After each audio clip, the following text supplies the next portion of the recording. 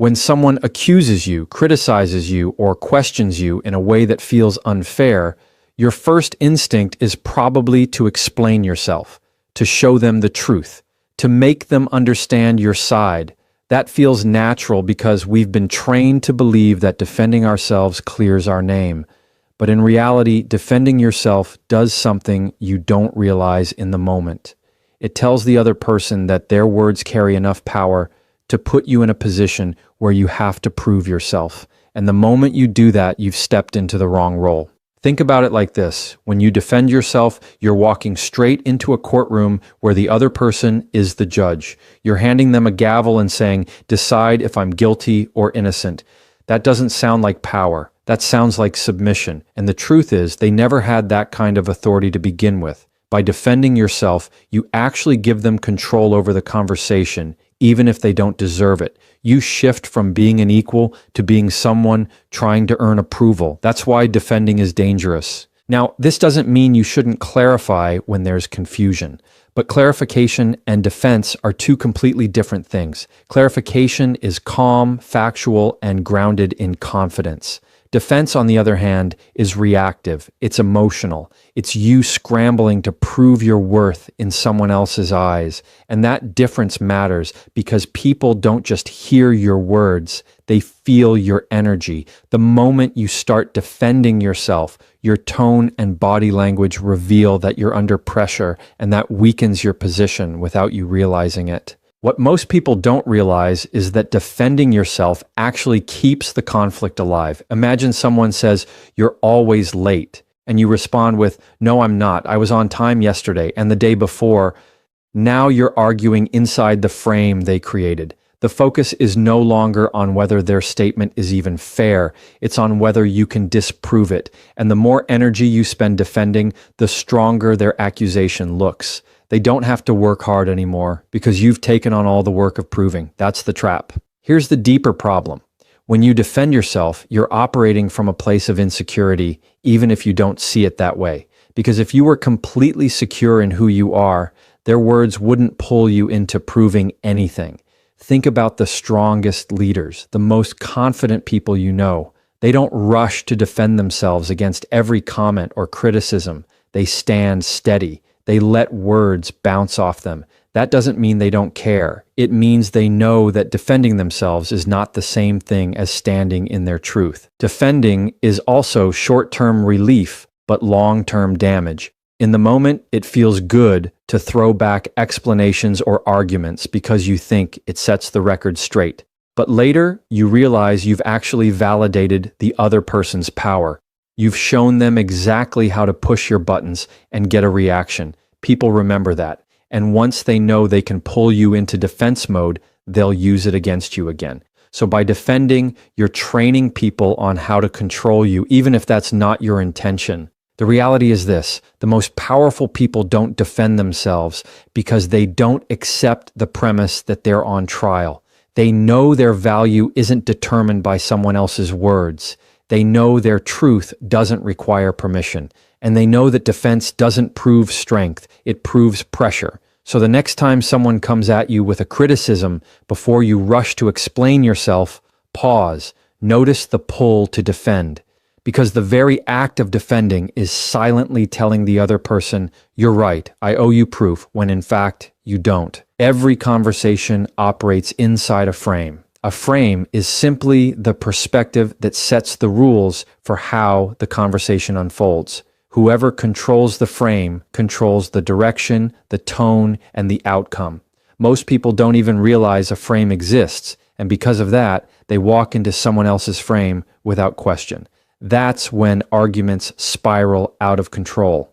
The person who sets the frame dictates the game, and if you're not aware of it, you end up playing by rules you never agreed to in the first place. Think about a time when someone accused you of something. The moment you start explaining or defending, you've already accepted their frame that you owe them proof. They've set the terms and you've stepped inside it. That's why you feel cornered, because you're no longer in control of the direction. Controlling the frame doesn't mean being aggressive or manipulative. It means recognizing when someone is trying to box you into a role you don't belong in and having the confidence to step outside of it instead of playing along. The power of controlling the frame lies in understanding that conversations aren't just about words, they're about positioning. If someone says you're selfish, the frame is that their opinion defines your character. If you immediately say, "No, I'm not, here's why," you've accepted that their judgment matters more than your reality. But if you respond with calm presence, something as simple as, "That's an interesting way to see it," you shift the frame. You're no longer in their courtroom. You've reestablished yourself as equal, not as the accused. Frames show up everywhere, in the workplace, in relationships, even in casual conversations. For example, if a boss says, "You're not working hard enough," and you instantly start rattling off your accomplishments, you've accepted their frame of inadequacy. Instead, you could say, "Help me understand what you mean by hard enough." That question shifts the frame from accusation to clarification. You've moved from proving yourself to making them define their terms. That's control, and it shows you won't just absorb someone else's perspective without challenge. Controlling the frame also prevents escalation. When people throw accusations or sharp words, they want you to react. They want you inside their frame because that's where they feel powerful. But the moment you refuse to play that role, the energy changes. They may push harder at first, but eventually they realize you're not giving them the fuel they expect. Instead of defending, you're calmly redirecting. Instead of explaining, you're holding steady. And that stability forces the other person to adjust because frames only work when both people agree to them. It takes practice to notice frames in real time because most of us are wired to respond instantly. But once you start paying attention, you'll see them everywhere. Every time someone says, "Why are you always," or "You never," they're setting a frame. Your job isn't to prove them wrong. Your job is to decide whether you accept that frame or reshape it. Sometimes that means asking a question. Sometimes that means staying quiet. Sometimes it means calmly saying, "That's not how I see it." Each response keeps you outside their box. The key is remembering that control isn't about dominating the other person. It's about not letting them dominate you. When you control the frame, you keep your power. You keep your dignity. You keep the ability to decide how the conversation goes instead of being dragged into battles you can't win. The person who controls the frame doesn't have to be the loudest or the sharpest. They just have to be the one who refuses to step into someone else's story and instead writes their own inside every interaction. One of the hardest skills in communication is learning how to acknowledge what someone says without feeling the need to justify yourself. Most people blur those two together. They think acknowledging is the same thing as agreeing, so they immediately go into defense mode. But acknowledgement is not agreement. It's simply showing you heard the words without stepping into the trap of proving yourself. The moment you add justification, you hand over your power. But when you stop at acknowledgement, you keep control of the conversation and protect your confidence. Let's say someone says, "You don't care about me." Your natural instinct might be to argue back, list the things you've done, or explain how much you actually care. That's justification. But when you do that, you've accepted their frame and placed yourself on trial. Acknowledgement sounds different. It might be as simple as, "I hear that's how you feel." Notice the shift. You're not agreeing with them. You're not defending yourself. You're simply recognizing their perspective without allowing it to define you. That's the power of acknowledgement. Acknowledgement works because it diffuses tension instead of adding fuel. When people come at you with accusations or strong emotions, they're often looking for a fight. They want you to defend because defense keeps the conflict alive. But when you acknowledge calmly, the wind comes out of their sails. They expect pushback, but instead you give presence. That pause forces them to reconsider their approach because without your justifications, they have nothing to argue against. It's like dropping the rope in a tug of war. The game stops when you refuse to pull. The biggest mistake people make is believing that if they don't justify themselves, they'll look guilty. But the opposite is true. Justification shows insecurity. It shows that the other person's words got under your skin enough to make you scramble for explanations. Acknowledgement, on the other hand, shows strength. It communicates, I'm steady, I heard you, and I don't need to prove myself. That kind of presence carries authority. It doesn't silence the other person, but it removes their power to drag you into endless explanations that never satisfy them anyway. Here's a workplace example. Your boss says, you dropped the ball on this project. A defensive, justifying response sounds like, I didn't drop the ball, I was waiting on someone else, and here's why it wasn't my fault. That only digs you deeper. An acknowledgement sounds like, I hear your concern. Can you clarify where you felt the ball was dropped? Notice the difference. You're not groveling, you're not excusing, you're opening space for clarity. You move the focus away from defense and toward understanding, which keeps the frame balanced instead of tilted against you. In personal relationships, this tool is just as powerful. When a partner or family member throws an emotional accusation, you don't win by explaining yourself into exhaustion. You win by listening without defensiveness. A simple acknowledgement, I get that you're upset, or I see that this matters to you, goes farther than a 10-minute explanation. People don't always want proof. They want to feel heard. And when you separate acknowledgement from justification, you give them that without sacrificing your dignity in the process.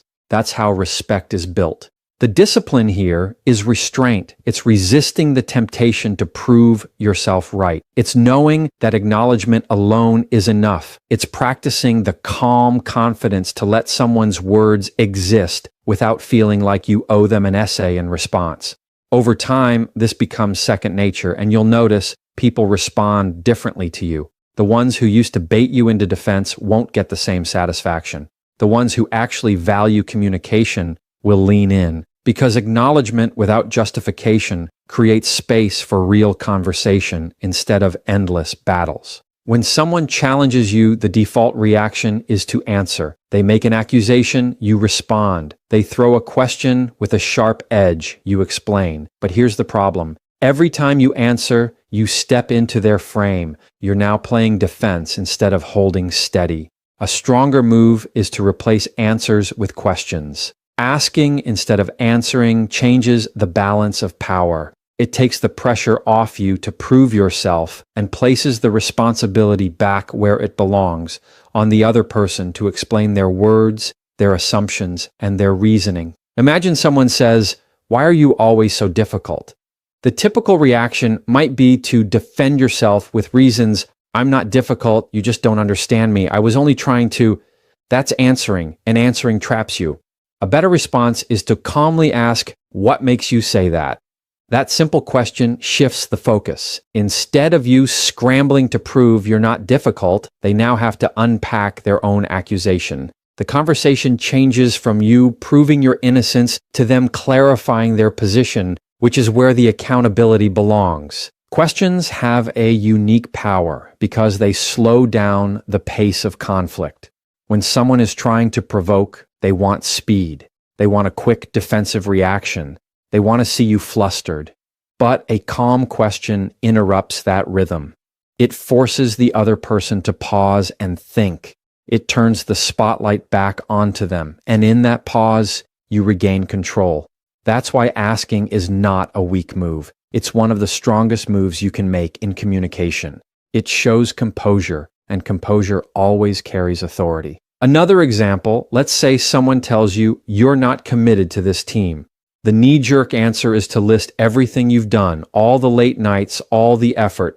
But that's answering, and answering is defending. Instead, try asking, what makes you feel that way? Or what does commitment look like to you? Those questions don't just protect your position, they open space for clarity.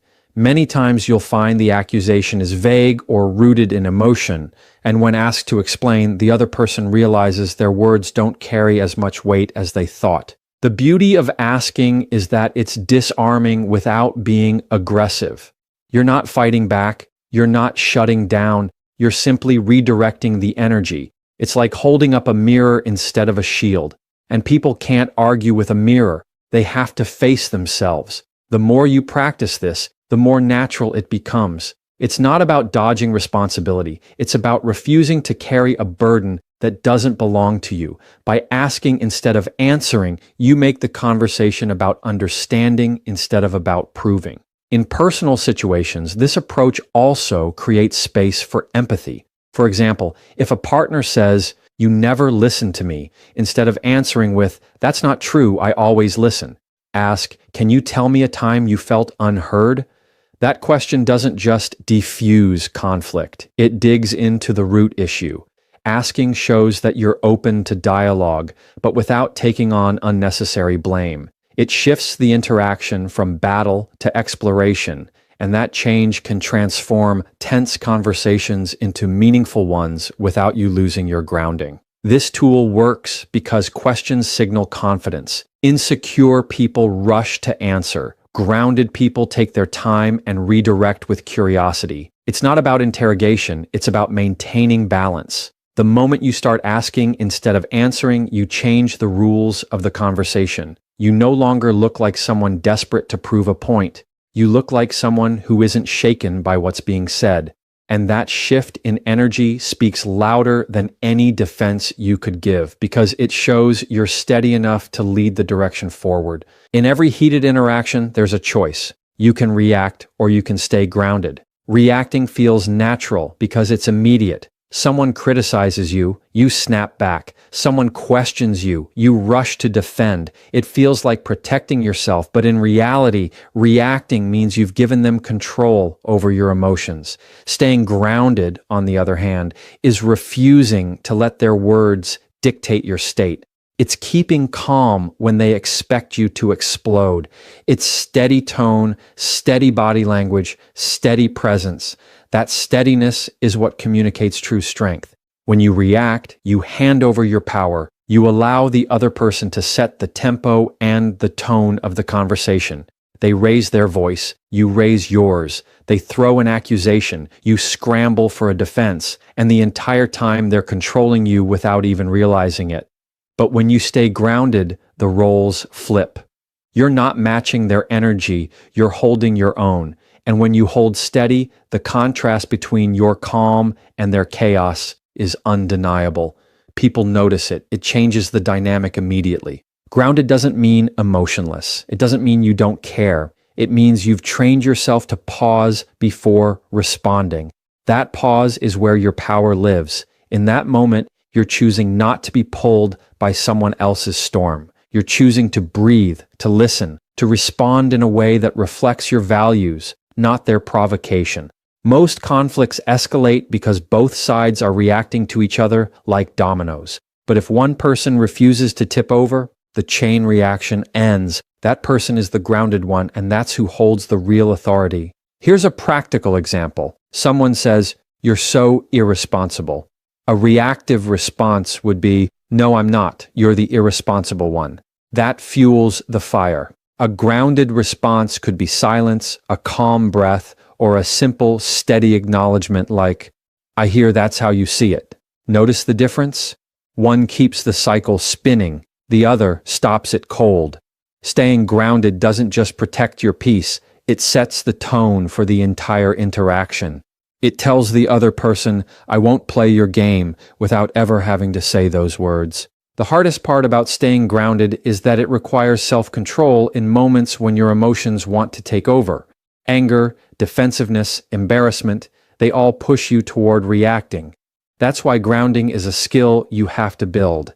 It's about practicing calm even when it feels unnatural. Over time, you train your nervous system to slow down instead of speed up in conflict. The more you practice it, the more natural it becomes. And when it becomes natural, you start to carry that steadiness into every area of your life. What makes grounded people stand out is that they're not easy to manipulate. When you're reactive, anyone who wants to get under your skin can succeed by pressing the right button. They know exactly what to say to trigger you, but when you're grounded, those buttons don't work anymore. Their words might sting, but they don't control you. That makes you unpredictable in the best way, because people realize they can't steer you with drama, guilt, or provocation. And that realization